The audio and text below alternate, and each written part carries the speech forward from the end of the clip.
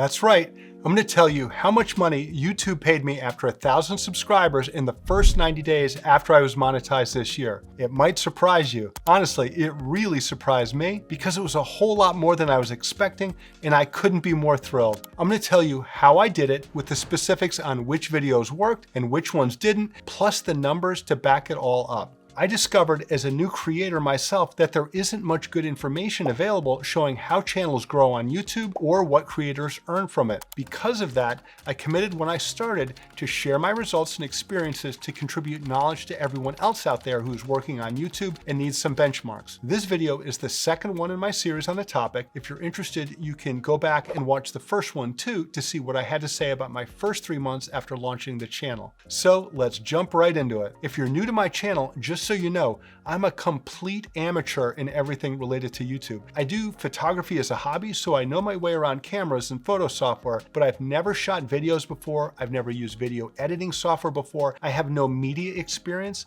I'm not a writer. I've never had another YouTube channel, and I barely use any other social media. I don't come from a sales or marketing background. I've also never been in front of a camera before, and I don't do public speaking. My point is that I came into this about as inexperienced as anyone could be. Despite that, I decided at the end of last year, December 2022, that I was going to start a YouTube channel. While I know nothing about YouTubing, I do know a lot about the topic area of my channel, which is personal finance, investing, and entrepreneurship. I have an MBA in finance from Cornell. I'm a chartered financial analyst. I worked on Wall Street as an equity analyst for a few years, and I've worked in finance for software companies for most of my career, where my last few jobs were as the chief financial officer. My whole approach to this channel is to share what I know or try things and share what I learn. Clearly, with no background in YouTube, the first thing I had to do was to learn all the mechanics of shooting and editing a video. I didn't buy any courses to teach me how to do this. I had the luxury of having free time since I wasn't working, so I elected to teach myself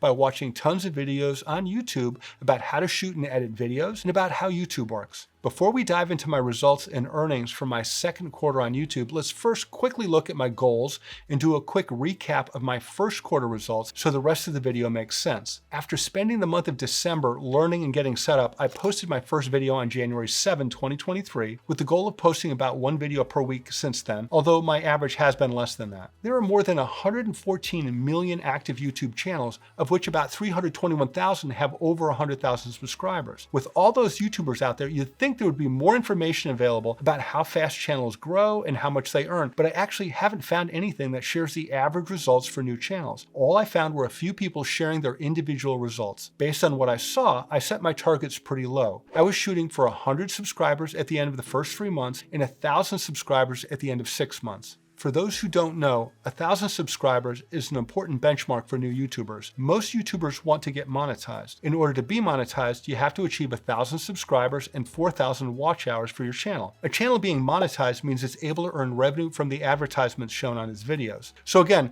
the goal is to get to 1,000 subscribers and 4,000 watch hours on the channel. During my first 3 months, I posted a total of 9 videos. That was fewer than my goal of 1 per week, partly because I spent almost 2 weeks immersed in starting a shop on Etsy. It's a good thing I'd set my expectations low for how many subscribers the channel would get, because over those first 3 months, I only got 54 subscribers. But then at the end of the 3rd month, I posted my 9th video where I discussed what I'd learned working on Etsy. That video took off, and in less than 2 weeks, the channel grew rapidly, blowing past 1,000 subscribers and hitting 4,000 watch hours, and was finally monetized on April 16, at which point I had 1,641 subscribers. So why was the growth so slow the first 3 months? I think that's because of a few things. First, there's a lot of competition in the personal finance and entrepreneurship niche. The YouTube algorithm doesn't care about your credentials. It only cares about whether or not people like your video. Generally speaking, a good video is one where a potential viewer clicks on your thumbnail and then sticks around and watches the video, and then interacts with your video by liking, subscribing, and/or commenting. If the YouTube algorithm sees these favorable signs for a video, it will push it out to more potential viewers. And if those additional viewers show signs that they like the video,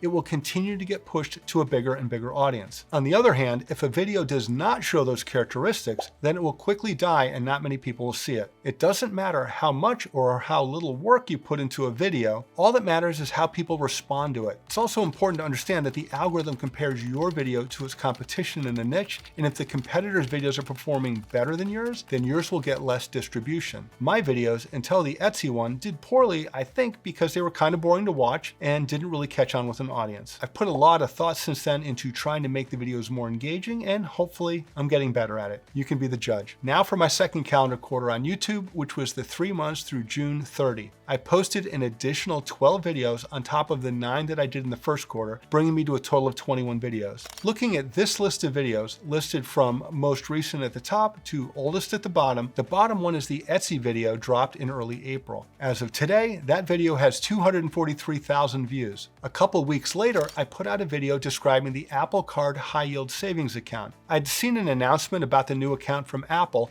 and I was curious why a tech company was launching a bank account. So I did some research on it and then put together a video. That video was actually one of the faster videos I put together in terms of how long it took to make, and I definitely didn't have much expectation for it. Yet it surprised me and got 125,000 views. Moving on, I then did another video about Etsy. I had high expectations for this one considering how well my first Etsy video did, but as of today, it's still only up to 22,000 views, which is certainly good, but it's less than 10% of the views of the first Etsy video. Later in the second quarter, I did 2 more videos about Etsy for a total of 4, and while they performed okay, they did even fewer views still. In May, I'd been watching videos on YouTube about all sorts of side jobs that people could do to make some money, so I decided to do a video flipping that on its head and argued that if you want to get rich, don't do a side hustle. Surprisingly, that video exploded and is now at about 500,000 views. Since then, I've done a few other videos about the general topic of how to build wealth. I had high hopes for these because other people on YouTube had done similar videos and gotten massive views, yet mine didn't do all that well at all, even though in my opinion, they're pretty good. My takeaway from all this is that it's really hard to know what will perform well and what won't. I've heard interviews from others on YouTube who now have huge channels, and they say the same thing. Most videos only do so-so, while a small few are big hits and carry the channel. So here's the channel data on views, subscribers, and ad revenue. As you can see here,